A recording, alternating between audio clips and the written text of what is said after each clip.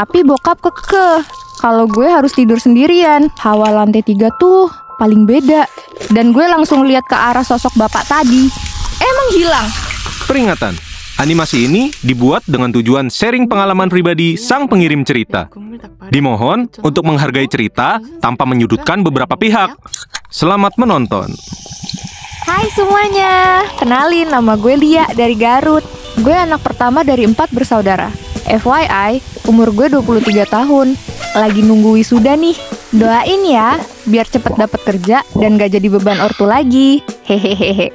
Kali ini gue mau ceritain kisah horor gue pas kecil. Cekidot. Kejadian ini pas gue kelas 3 SD. Pas gue baru punya adik yang masih kecil. Walaupun masih kecil, tapi gue dibiasain mandiri sama ortu gue. Dan gue minta tidur sendiri. Jadi, pas bokap gue bujang, bokap udah punya rumah yang kecil. Nah, pas udah nikah dan punya 2 anak, disulaplah rumah kecil ini jadi 3 lantai. Karena rumahnya lahannya kecil, jadi bokap bikin rumahnya tinggi. Nah, dulu bokap gue beli rumah ini karena murah. Tapi lokasinya deket lahan kosong dan ngelewatin kuburan gitu. Rumah gue ini paling pojok di gang ini. Jadi ya, bisa dibayangin kan kalau rumah gue ini jarang dilewatin sama orang-orang. Gue jadinya punya kamar sendiri, walaupun di paling atas coy. Yap, di lantai 3. Kata bokap gue udah jadi teteh, makanya disuruh tidur sendiri. Karena waktu itu masih kecil, jadi takut banget lah sendirian. Berhubung rumah yang 3 lantai cuman keluarga gue, jadi sunyi banget lantai atas. Dan gue takut banget kalau lihat ke sana. BTW, lantai 3 tuh full 1 ruangan buat kamar dan ada balkon di luar. Jadi lumayan agak besar kamarnya. Ya logikanya gue masih kecil, dikasih kamar segede lapangan voli gini, ya serem lah. Tapi bokap kekeh kalau gue harus tidur sendirian. Sampai-sampai kamar gue dihias selucu mungkin biar gue betah tidur sendirian. Ya mau gak mau gue tidur sendirian di lantai 3 daripada gue tidur di kuburan kan. Hehehehe. Bokap, nyokap, dan adik gue tidur di lantai 2. Jujur, hawa lantai 3 tuh paling beda. Hawanya pengap dan panas. Padahal udah dikasih kipas di atap sama kipas di lantai. Jadi ada hawa serem-seremnya gitu. Ya, karena lantai 3 kan jarang dilewatin kecuali sama gue ya. Itu pun cuman malam pas mau tidur aja. Nggak kayak lantai dasar. Oh iya, gue jelasin denah rumah gue.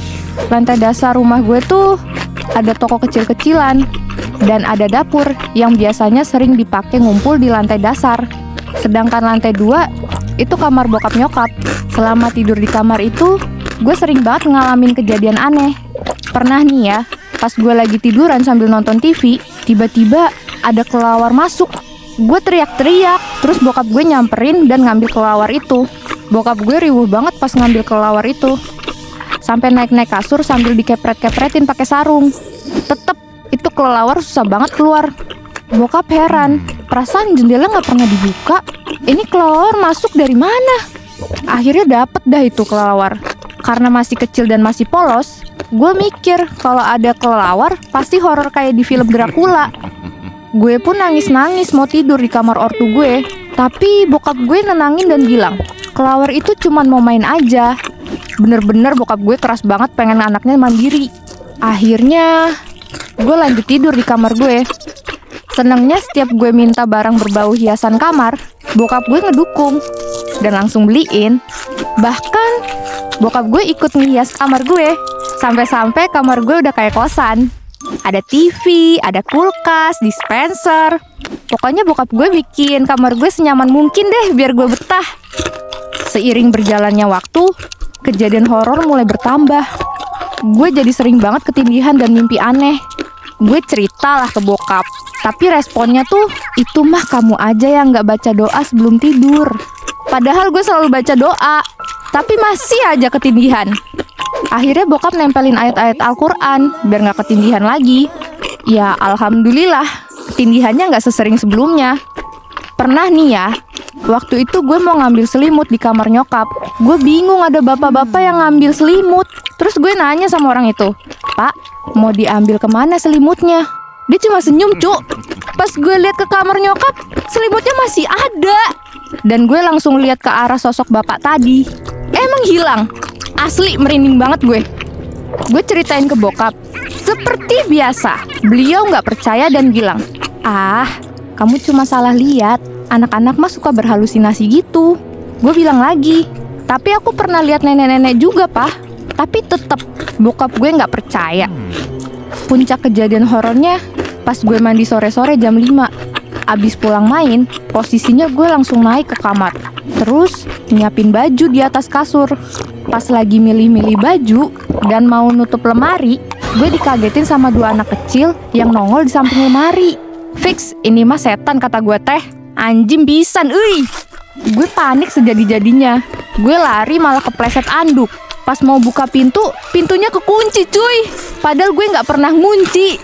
Dan nggak ada kunci di pintu itu. Pas gue liatin mereka, pada masih ngeliatin gue sambil ketawa-tawa. Gue merem sambil atur nafas gue. Gue berdoa apa yang gue bisa. Akhirnya, nih pintu kebuka. Gue terbirit-birit lari ke bawah sambil nangis. Nyokap lagi masak, dan bokap lagi makan. Kaget liat gue gemeter dan panik. Ngomong gue belepotan banget pas gue ceritain kejadian tadi ke orang tua gue.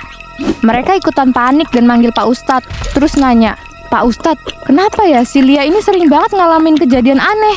Pak Ustadz bilang, "Nggak usah khawatir, Pak. Bu, itu jin baik. Bapak belum syukuran ya?" Bokap di situ langsung sadar. Lupa kalau belum syukuran pas ngebangun lantai 3. Akhirnya bokap ngadain syukuran. Dan alhamdulillah, nggak ada lagi hal-hal yang menimpa gue.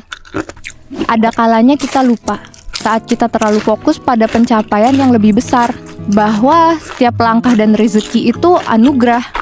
Dari kejadian ini, gue sekeluarga belajar betapa pentingnya bersyukur dan berbagi kebahagiaan dengan orang sekitar. Syukuran bukan sekedar ritual, tetapi ungkapan terima kasih atas nikmat yang diberikan, dan membagikan rasa syukur kita dalam setiap pencapaian, agar diberi perlindungan dari hal-hal yang tidak diinginkan dan diberikan keberkahan di setiap langkah. Sampai di sini akhir cerita gue. Gue pamit dulu ya. Bye-bye. Menarik. Jadi, apakah kalian yakin sedang menonton ini sendirian? Jika kalian suka, bisa klik like, komen, dan subscribe channel Gua Punya Cerita.